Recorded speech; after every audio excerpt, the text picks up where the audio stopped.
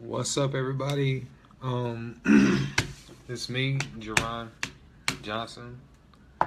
Um, for those of you who don't know me, um, I was born in Winston-Salem, North Carolina, March 14th, 1991. Moved to Lenore, North Carolina, which is about an hour and a half heading west. Um, Graduated North Carolina A&T last year, and I'm coming live today to get something off my chest that's really been bothering me. It's not even bothering me. Something's been purging me. I had a homeless experience that I went through about 3 years ago, and it was something that really affected me and my family, and it really put us in a situation to where our faith was really tested.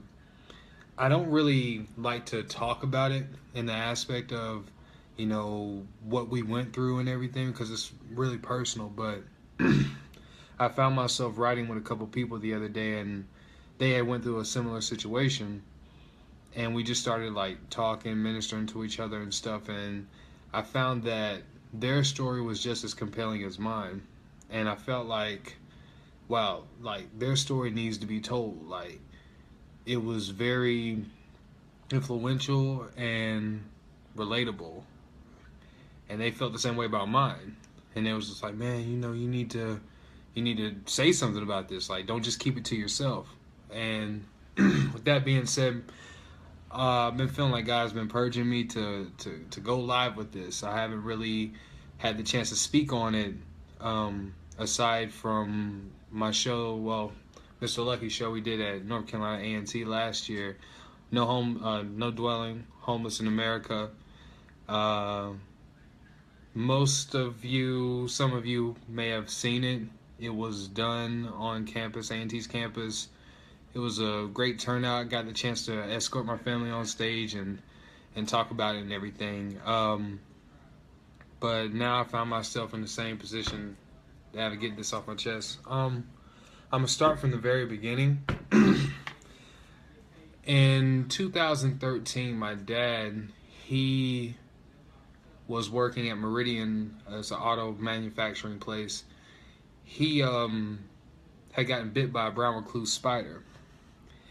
And the thing is, he's kind of like really, I'm not gonna say prideful. He just doesn't really talk about what he went through, so to speak, in that aspect. Like he just kind of keeps it to himself. But this was something that was bothering him that he didn't want to speak on. Like his leg was hurting. He was complaining about it, but he wouldn't go to the doctor. Hold on one second. Hold on.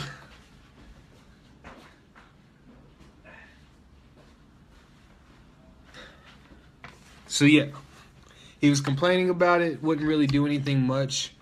But one day my mom, she ended up pretty much telling him she have to get this checked. At this point, we get to the hospital. Doctors go ahead and tell us the bad news. Yeah, he got bit. And if he hadn't came within that time frame that he did, he would have probably lost his leg.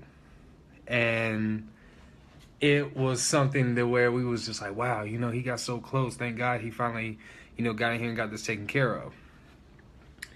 So good news is his leg was good.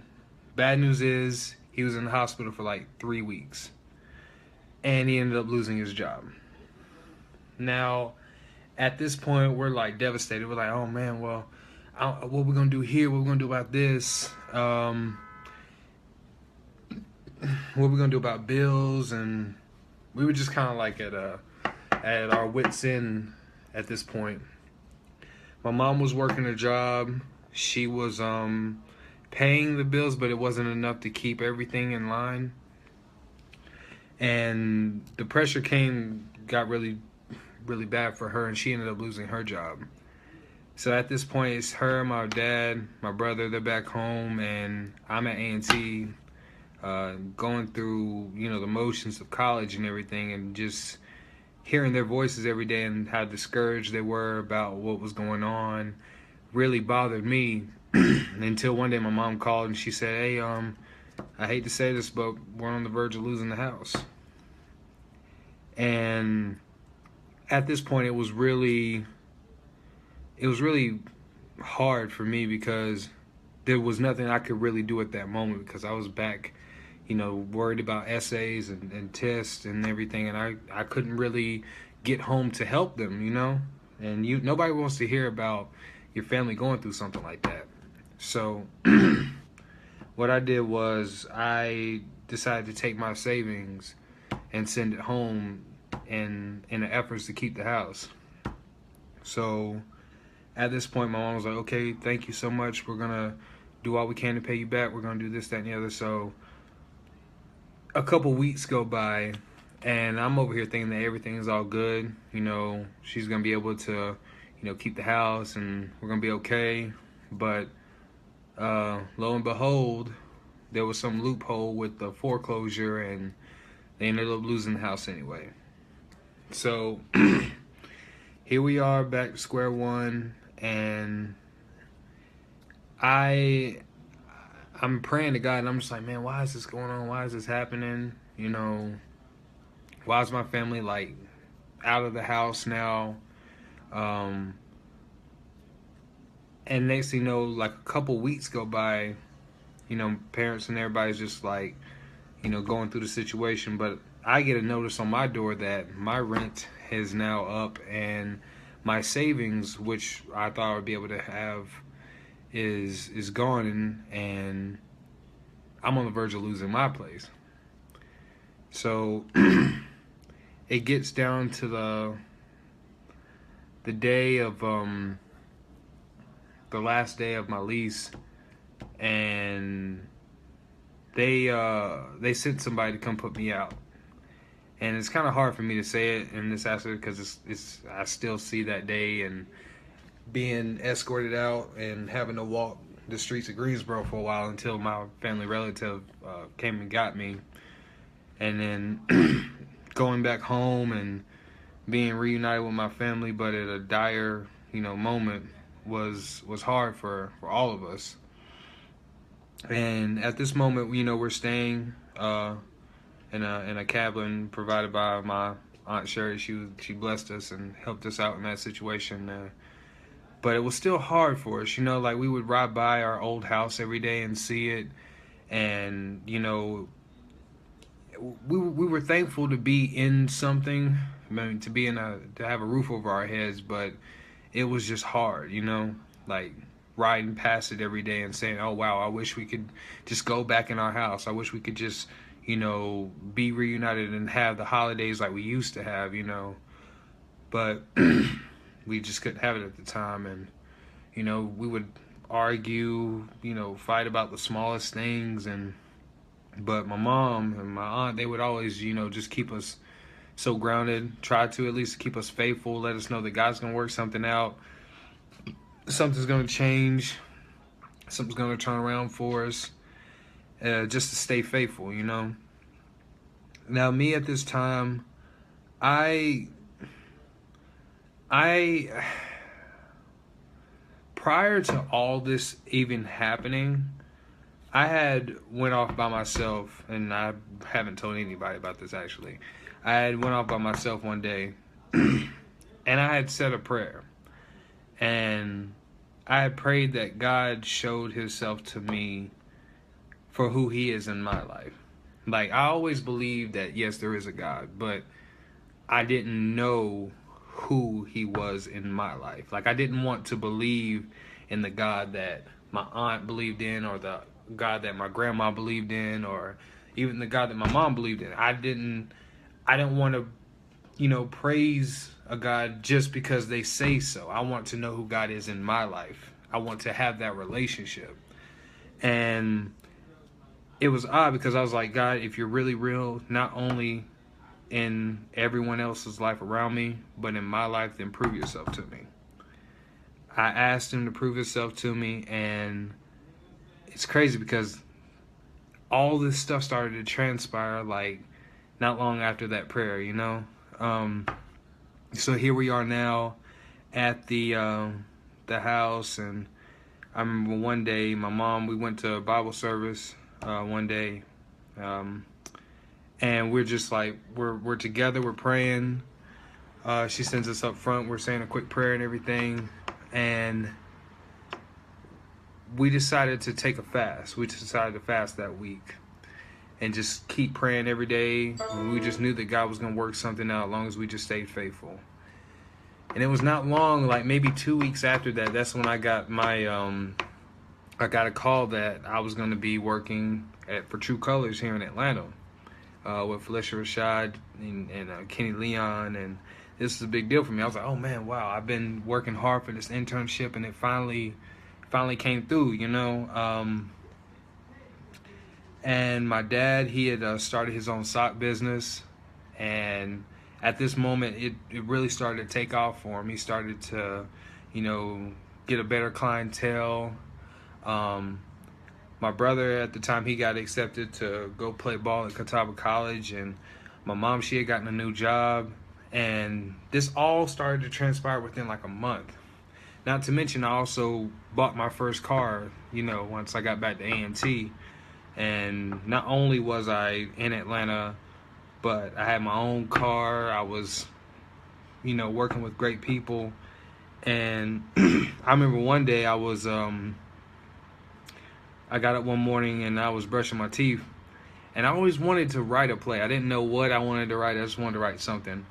And the whole play from the beginning, you know, rising actions, climax, falling action, everything, the synopsis, everything about the play just hit me all at once like a text message. And I was like, wow, okay, cool. And I just started writing that morning. And people would see it and it was like, well, what are you doing? I was like, oh, I just got something in my head. I'm just writing right now. So as I'm writing this play, I started to ask for guidance from different people.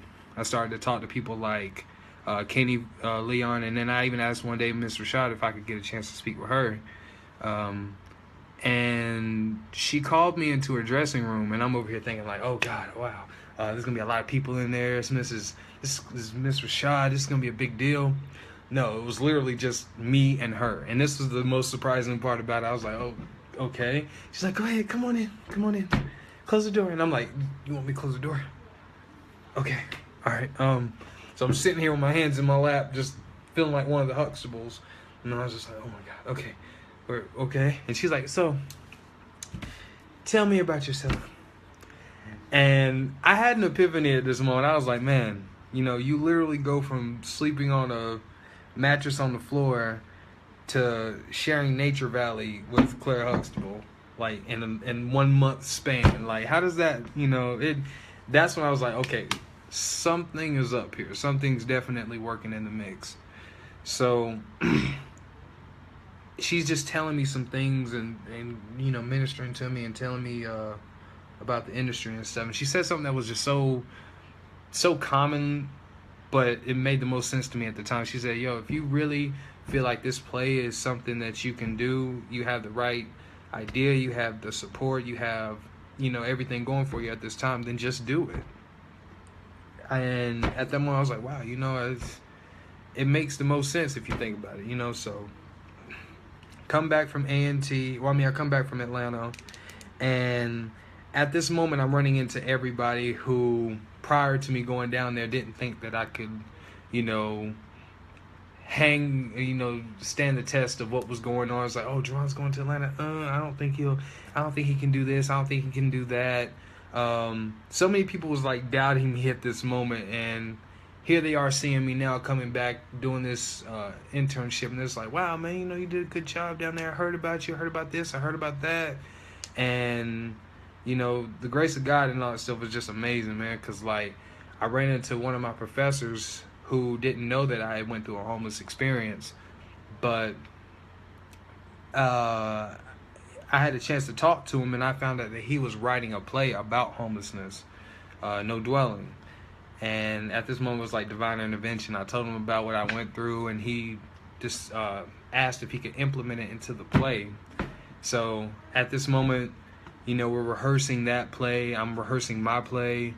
Not to mention I had a senior project as well. So Came down to the day of the show. We're doing the homeless play, and at this moment, I'm testifying in front of all these people about what I went through, and it was such a big deal for me to be on stage and telling all these strangers about, what God had done for me and my family, and to be able to escort them on stage was even more of a, blessing. So not long after I did that, I would go downstairs, get dressed, and then get ready for my show that was going on upstairs. It was just crazy how all the stuff had transpired within an 8-month time span. It was definitely something that really changed not only my life but my family's life. And I get on here now to tell everybody that no matter what you're going through in life, if you really feel deep down inside that there's something that's trying to pull you towards,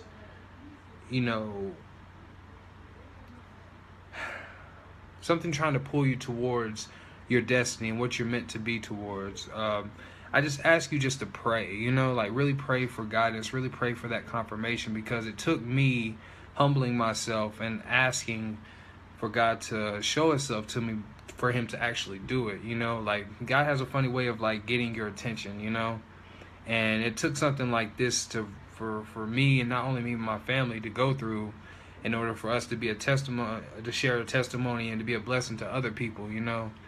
Things are not meant to stay the same. You don't work hard to stay the same, and God has seasons for everything. That homeless experience was a season for us, and we overcame that, and being able to overcome it led us to be in a position to minister and to talk to other people about His goodness. So I just wanted to share that with everybody. It was something that was definitely on my heart. I wrote an autobiography about the whole situation and what happened to us. I'm going to be attaching it down here in the link as well, so if you want to see it, it's 30 pages, not too much, not too little, so it goes into deeper depth of what we really went through and everything. So I want to appreciate everybody for watching, being there for me and everything. So thank you guys so much. Stay blessed, and I'll talk to y'all later.